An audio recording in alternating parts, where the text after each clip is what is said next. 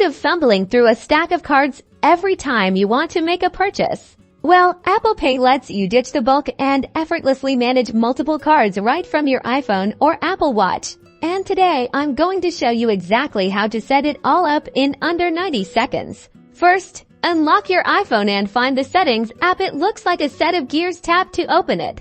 Scroll down until you see Wallet and Apple Pay. Tap on it. You'll see a list of your current cards if you have any. If not, that's okay.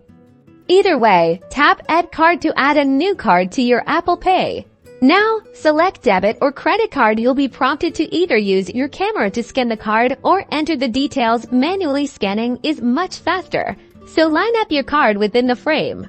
The app will automatically detect the card number and expiration date. Double-check that all the information is correct, and then tap Next. You'll be asked to enter the security code. That's the 3 or 4-digit number on the back of your card. Type it in, and then tap Next again. Your bank will verify the card, which might involve a text message or a phone call for confirmation. Follow the on-screen instructions to complete the verification process.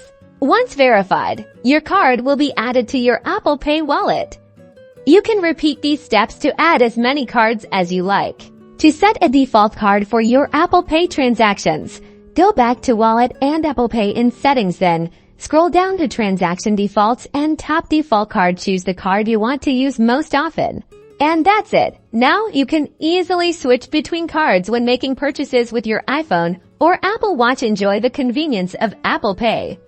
Don't forget to like and subscribe for more helpful tips and tricks.